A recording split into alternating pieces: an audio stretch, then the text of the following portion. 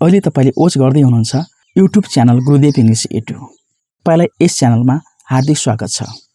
आज अति नै एउटा इम्पोर्टेन्ट टपिकको बारेमा डिस्कस गरौँ। व्हिच क्वेशन एकदमै इम्पोर्टेन्ट क्वेशन हो र यो WH क्वेशन मध्ये एउटा क्वेशन हो। विभिन्न WH क्वेशन्स र प्रोपोर्सनल WH क्वेशनको बारेमा तपाईले भिडियो प्राप्त गरिसक्नु भएको छ र ती भिडियोलाई वाच गर्नुभएको होला र त्यसबाट धेरै कुराहरू जान्ने मौका पाउनु भएको छ। र यसैगरी आज पनि हामी एउटा इम्पोर्टेन्ट टपिक व्हिचको बारेमा डिस्कस गर्न गइरहेका छौं।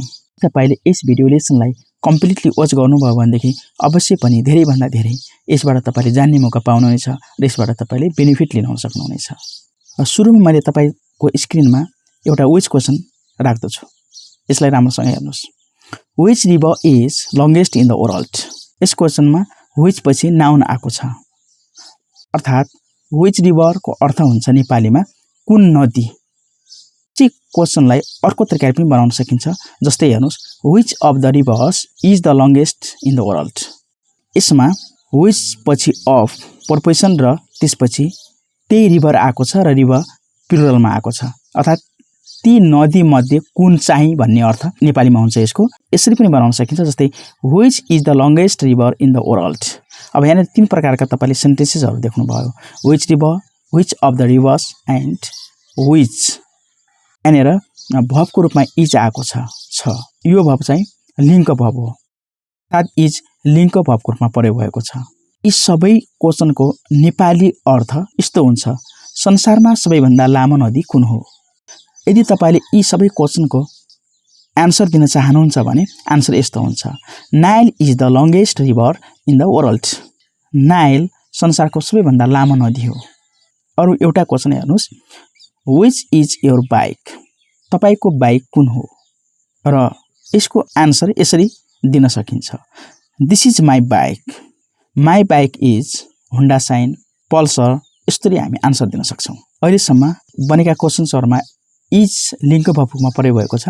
अब एउटा एक्सन भर्ब पनि हामी राखेर हेर्न सक्छौं। जस्तै हेर्नुस्, which road can lead me to the cave? कुन बाटोले मलाई गुफासम्म पुर्याउँछ? यसको अर्थ नेपालीमा यस्तो हुन्छ। यसको आन्सर यस्तो हुन्छ, Buddha road can lead you to the cave. Buddha रोडले तपाईलाई केभसम्म पुर्याउँछ। यस क्वेशनमा लिड भनेको एक्सन भर्बको रूपमा प्रयोग भएको छ, जबकि माथिका क्वेशन्सहरुमा इज भनेको लिङ्क भर्बको रूपमा प्रयोग भएको थियो।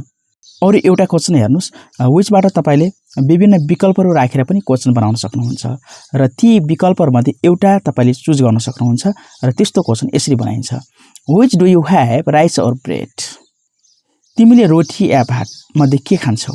या रोटी, भात या अन्य कुनै धेरै चोइसहरु पनि राख्न सकिन्छ। यहाँनेर यसको आन्सर दिँदाखेरि एउटा मात्र तपाईले विकल्प छान्न सक्नुहुन्छ।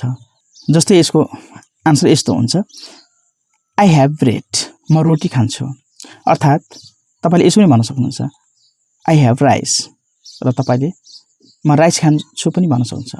यस्तै प्रकारको अर्को क्वेशन पनि बनाउन सकिन्छ व्हिचबाट। जस्तै हेरौँ, between wealth and education which one is valuable? धन र शिक्षामा कुन चाहिँ महत्त्वपूर्ण हुन्छ? कुन चाहिँ मूल्यवान हुन्छ? यसरी क्वेशन बनाउन सकिन्छ। र यहाँ पनि दुईवटा विकल्पहरु छन्, वेल्थ र एजुकेसन। ती मध्ये एउटा तपाईले चुज गर्न सक्नुहुन्छ र यसको आन्सर यसरी दिइन्छ, wealth and education both are valuable. यसबाट के थाहा भयो भनेदेखि विकल्पको रूपमा हामीले सबै आन्सरहरु यसमा लेख्न सक्छौं। जस्तै एउटा मात्र पनि तपाईले चुज गर्न सक्नुभयो, या त दुवै, जस्तै वेल्थ या एजुकेसन या त्यो भन्दा बाँकी कुराहरु पनि तपाईले जति छन् ती मध्ये पनि हामी चुज गर्न सक्छौं। युनिको ठाउँमा एमो राखेर दुई भन्दा बढी विकल्पहरु राखेर पनि क्वेशन बनाउन सकिन्छ। Among wealth, education and health which one is important? Education, health र वेल्थ मध्ये कुन चाहिँ महत्त्वपूर्ण छ? यसरी पनि क्वेशन बनाउन सकिन्छ। अरु एउटा क्वेशन हेर्नुस् तपाईले आफ्नो स्क्रिनमा, which country does Gautam Buddha belong to? Gautam Buddha कुन देशका हुन्?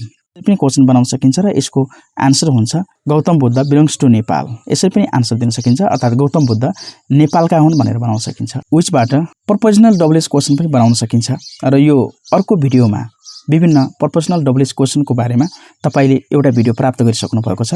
अति नै इम्पोर्टेन्ट भिडियो छ त्यो भिडियो हेर्नुभयो भनेदेखि तपाईले विभिन्न प्रकारका प्रोपोर्सनल WH क्वेशन्सहरु बनाउन सिक्नुहुनेछ।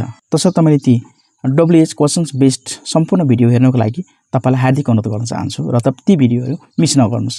यस भिडियो लेसनमा विचबाट क्वेशन बनाउन सिक्नुभयो र विचबाट मैले तपाईलाई एउटा स्याम्पलको रूपमा मोडेलको रूपमा केही क्वेशन्सहरू बनाएर दिएको छु र यसको आधारमा तपाईले विभिन्न प्रकारका क्वेशन्सहरूको निर्माण गर्न सक्नुहुन्छ। अवश्य पनि विचबाट तपाईले विभिन्न प्रकारका क्वेशन्सहरू बनाउने आइडिया गेन गर्नुभएको छ र मैले अर्को एउटा रिक्वेस्ट गर्न चाहन्छु कि तपाईले यदि यस च्यानललाई सब्स्क्राइब गर्नुभएको छैन भने प्लिज गरिदिनुस् ताकि हाम्रा यस्ता प्रकारका भिडियोहरू तपाई समक्ष सजिलैसँग पुग्न सकुन्। Thank you.